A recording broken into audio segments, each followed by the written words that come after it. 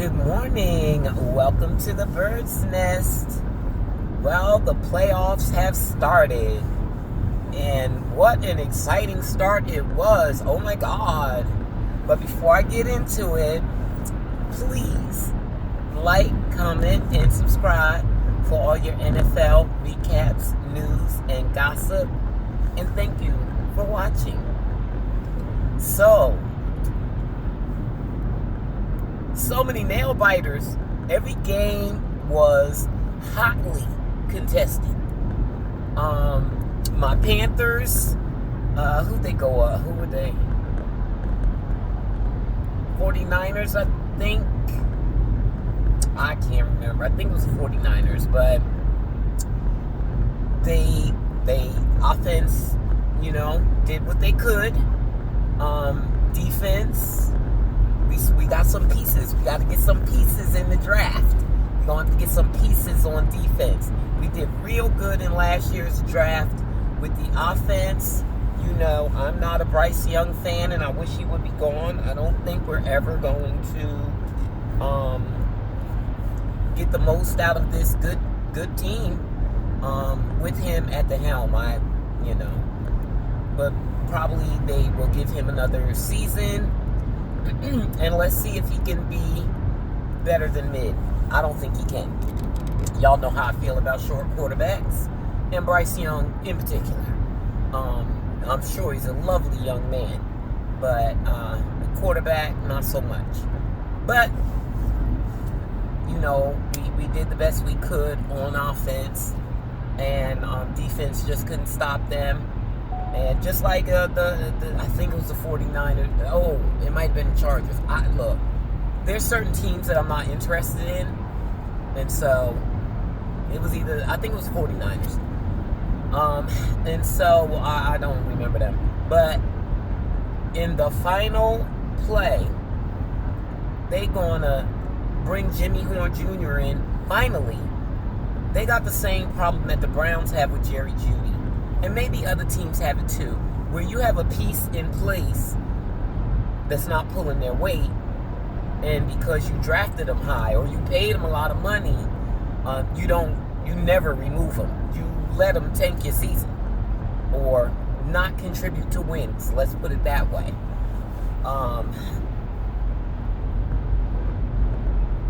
Yeah.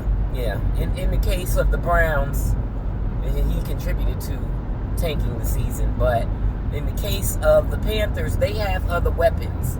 Unlike the Browns, they have other weapons in the receiver core to offset the fact that Xavier Legette is not living up to expectations and hasn't for 2 seasons, which is why they drafted another wide receiver 1 last year.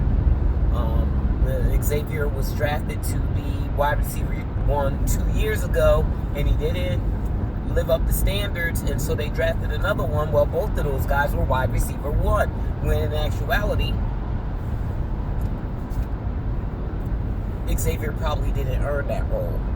So, with him taking up reps, Jimmy Horn Jr., who is an exceptional wide receiver 1, as I know because I'm a CU auntie, and that's one of my nephews, they bought him out there because he has speed. They only had 8 seconds left to get a touchdown. And I think that they bought Jimmy Horn Jr. in and threw the ball to him in the hopes that he could get to the end zone within those 8 seconds because he's fast. Okay, that all needed to work out really perfectly. The game was lost by that time, and not to mention, Bryce threw the ball at his feet. He could have caught it if he went down and caught it, but he couldn't run. He wouldn't be able to run after that. So he didn't get down. He tried to scoop it so that he could run, but it didn't work out. The ball was too low. So we lost. People in Charlotte, because like I said, it's very positive here. The media is positive. It's not that toxic environment like Cleveland. will be very pleased with the season. They'll be very pleased. And the effort in the playoffs, which was good, I might add. I'm not ashamed of them. So once my Panthers were out, I was just rooting for whatever team. I would pick a team based on it. It would be based on something, and then I rooted for them, and I did okay. I rooted for the Bears. I love their turnaround story. The fact that Caleb was a rookie last year, and it was rough. It was looking rough for Caleb last year, and I love that he turned it around. So I was rooting for them, and they won. I can't remember against who. Another team that I don't care about. I was rooting for Jacksonville only because that's Travis's team, and that's my CU nephew. But he wasn't even playing, but I was rooting for them. But I could have easily rooted for the Browns because Keon Coleman,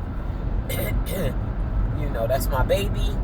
Even though he'd been cutting up for 2 years, doing stupid stuff, getting himself benched, and not being a favorite target. So I wasn't broken up that the Jaguars lost. I liked the Bills enough because of Keon, and Keon finally got one target. They were talking about how Josh Allen spread the ball around, and he did. But as I've said before, last season Khalil Shakir was his favorite target. This season it seemed to be Cook, who I believe is a running back.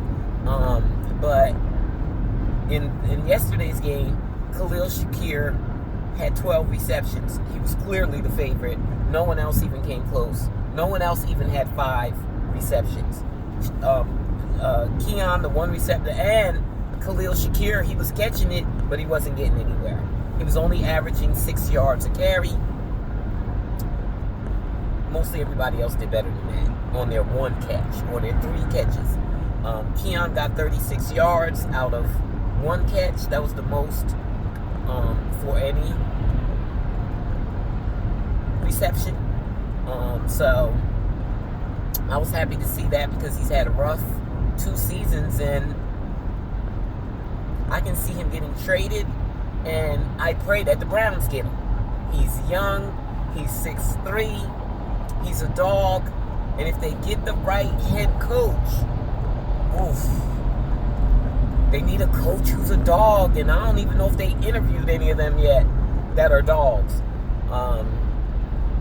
But Keon, I don't know. I think Shador could get him in line. I think he could. I would love to get Keon. So, Bills won. Who else did I root for? I rooted for, who else did I root for that won? So the Bears won. Who was last night? Yeah. So I've been waiting for the Patriots to get to the playoffs. Because they had an easy schedule this season, I didn't know if they were real or Memorex. That's an old reference. I didn't know. And so I said, we'll see during the playoffs if this thing is real. If this turnaround is really real because of the season, them having an easy schedule like we gonna have next year. And Drake May is him. Drake May is him. He reminds me of Shador. If the team is struggling, Drake May gonna make things happen. He reminds me of Josh Allen too. Josh Allen does that too. Drake May was balling out of control, and I didn't really pay attention to the other team like that because I don't care about them, but it was Herbert. And I know on Twitter they were like, saying he was trash or whatever. You know what? Twitter is toxic, and everybody's trash, and everything is trash, and everything is negative. But other people were saying that, the O-line didn't hold up. I wasn't paying attention to their O-line. I would be, I was invested in the Patriots. So they said the O-line didn't hold up, and that's why Herbert couldn't get anything going. And indeed, they didn't score any touchdowns. They scored 1 field goal, if I recall correctly. And I think the Patriots only scored 1 touchdown and a bunch of field goals. They had 3 field goals that I can recall. So that's 9, 16. Yeah, I think they had 3 field goals and a touchdown, I think. So the Patriots pulled it out. I was very pleased by that. I'm definitely going to be rooting for them. I think I'm going to be rooting for them for the duration. Or the Browns. The Steelers play tonight. I can't remember who they play. I guess I'll root for them just because they're in the AFC North. I guess I'll root for them. So, and I got on my Browns jersey that my daughter made me my Browns jersey sweater. I haven't gotten the numbers sewn on yet. But yeah, I wanted to wear it today. The weather forecast, it wasn't right. It said 54 degrees today, which is very comfortable. And I could have sworn it said that's what it was when I looked. And ain't no 54 degrees out there. It's freezing out there. So, I wore my little sweater today. But another positive story other than teams that won and moved on was a beat reporter is going viral without getting any credit.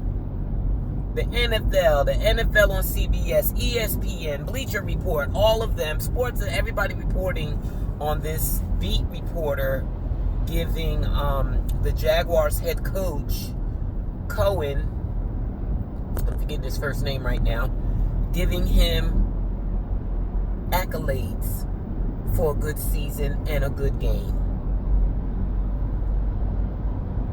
And this beat reporter that actually interviewed me last year for the Steelers, she gonna say it's not their job to be uplifting.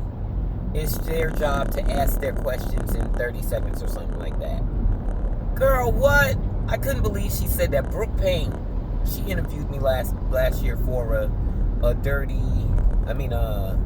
whatever the towel is for the Steelers. I didn't make the cut because I told her I'm not a Steelers fan. I'm a Russell Wilson fan. I go to games to watch Russell Wilson. When Russell Wilson is gone, I'll be gone. You know, just like with the Browns. I'm a Shador fan. When Shador's gone, I'll be gone. But while he's here, I will support full-fledged, much more than I did the Steelers. I have never, all these years of watching Russell Wilson have just been to watch him, being a fan of Russell the man, not necessarily the football player. And so I never bought a Russell jersey. I would never buy a Russell jersey unless he played for the Panthers. I told her, I said I'm a Panthers fan. I'm not a Steelers fan. So I didn't make the cut. But she talked to me for like 15 minutes and she seemed nice. So I was very shocked that she would say something like that. You jealous? Because that woman is going viral, although nobody's saying her name. And I can't remember her name, but she is a senior beat reporter for the Jacksonville Jaguars. And she lifted up the coach. She didn't tear him down. I retweeted it, or I quoted it, and tagged ESPN Cleveland, 92.3 The Fan, Mary Kay Cabot, Jason Lloyd, because they seem to think being negative is best, like shock jocks. They tear their players down. And then somebody responded to it with a clip from, I guess, Stefanski's last presser, where a beat reporter, they just don't have it in them, guys. In Cleveland, they just is so toxic, and it's because of Kevin Stefanski in many ways. He is very attached at the hip to the media. He really is. He feeds them nonsense. So this beat reporter uplifted Kevin Stefanski in his last presser by throwing the team players and Andrew Berry under the bus. Because Kevin Stefanski is attached at the hip to those people. He fed into the negativity by feeding them negative information. And remember, before he got fired, everybody, all the reporters in Cleveland were like, Andrew Berry needs to be fired too. I bet you Kevin Stefanski told him to say that too. He's just evil. And people are always saying he's a nice person. Really? Are you sure? Because I don't know how a nice person could do to a 23-year-old at Statesville, Columbia, what he did to Shedeur. I just don't see a nice person doing that. I don't think that he can be nice and do what he did. Okay? Refusing to give him reps at any time. Even as QB2, you make excuses for everything else, which I don't accept. But at least you could try to make an excuse for that. But there's no excuse for him being QB2 and getting no reps. There's no excuse. You know, they talk about Shedeur having more interceptions than touchdowns. How many times did Shedeur throw a beautiful pass all the way down the field? There's been at least 2 or 3 of those. Or lead a scoring drive down to the end of the field. And in the red zone, Kevin Stefanski or Tommy Rees, because they both did it happened so many times, removed Shedeur from the game to not get credit for the touchdown. How many touchdowns would he have if they didn't keep removing him from the game and was like 50-50 successful with that nonsense? Anyway, I just thought it was funny. Somebody said that, like, they were using that Kevin Stefanski one as an example, and nobody said that was bad. That wasn't the same. That woman was 100% uplifting, and the Browns beat reporter was not.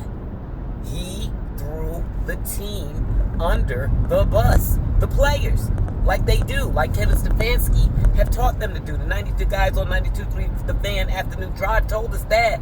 They send out text messages to all the reporters with disparaging information about Shedeur. So,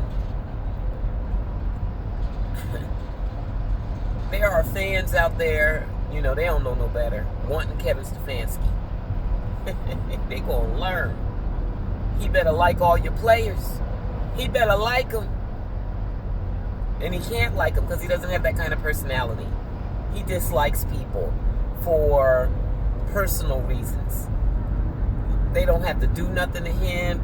It could be that it's just the personality of them that he ain't here for it. So, good luck to whatever team gets him. The toxic media is coming, and if he doesn't like you, he gonna use them against you. Like he did Baker Mayfield. Like he did Shedeur. Anyway, so tonight we have the Steelers.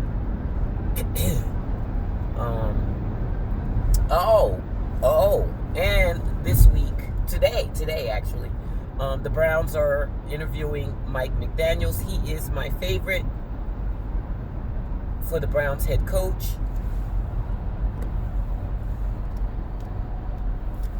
Interestingly, I don't know if it was Saturday's show. I think it was Saturday's show with G. Bush where he said he doesn't like Mike McDaniels. Was it him? No, it was Grizzer. He doesn't like Mike McDaniels. I think it was one of them. Mike McDaniels is not their favorite. Whoever it was, because Mike McDaniels is young and he acts young. They said he wants to go viral. He does TikTok dances. I haven't searched. I want to see that. I want to see that. I like that. And these young players will like that. More importantly than that, they call him, they say he is a real offensive guru. Unlike Kevin Stefanski, who didn't even have experience as a head coach when the Browns hired him. I don't know how they called him an offensive guru. Where'd you get that from? But that is the general consensus about Mike McDaniels. He's innovative. You give him the tools, he can make some things happen. With this, we got the defense already. We need an offensive guru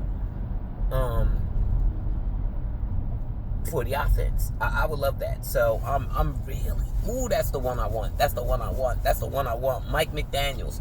I want somebody with head coaching experience. I don't want all these offensive coordinators. Jim Harbaugh, I don't like. I don't like him because he wants too much power, and I don't like that. That turned me off as soon as I saw it. And I don't know if it's true. Tony Grossi said it, and somebody said Tony got it from somebody else. Somebody else said it first, and then Tony reported it as truth and as his exclusive.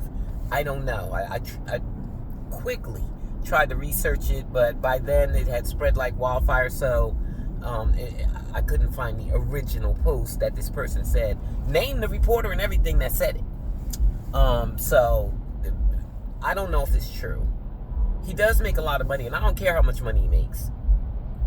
But that demand that he have control of the roster, that's the GM's job, not the coach. So that demand that he have control of the roster, I don't like it. And that he gets to pick the GM. Well, that means whoever hires him, it would be the owner hiring him and not the GM. Because the GM that's hiring him about to get fired. Because he said he want to pick the GM, which means he has somebody in mind. So, I ride for Andrew Berry because he rides for Shedeur. And anyway, everybody knows. You know what? People are starting to accept. They don't like it, and I don't give a damn what they like. But they're starting to accept. Of course, Shedeur's QB1 next season. They can't draft one. The team made sure of that. Unless they trade all their picks, and then they won't be able to fix their offense. So then they'll be in the same boat again next year, and Andrew Berry doesn't have that luxury. Because if he's in the same boat next year, he getting going. No, they cannot get a quarterback. Shedeur's the quarterback. And he gonna get them off-season reps. Oh, and they gotta they done signed a punt returner. They done signed a punt returner. So they know they gotta work on special teams too. How did our special teams be so bad? They were so bad. They started being less bad at the end of the season, slightly. But, throughout the season, they lost us 3 games with their nonsense. And starting in a bad position every single time, like, bruh. So, well, they don't need to fire anybody. They only needed to fire Stefanski. That special teams coach, I can't remember his name at the moment. He's probably going to get fired. But they don't need to fire anybody. They need to get the coach first. Get the coach, and then he can come in and start firing people and bringing in the people that he wants, and we'll see who that is. Allegedly, I don't know where they get this from, but allegedly the Browns are letting it be known that they want to keep Jim Schwartz. But I don't know about that because they interviewed him for head coach. Another choice I don't mind. I don't mind Jim Schwartz. That would be my second choice. And Tommy Rees would be my third choice. And Jim Harbaugh is not even on my list anymore. I don't want him. His demands are too much for him to not have been able to get the best out of Lamar Jackson. You have Lamar Jackson.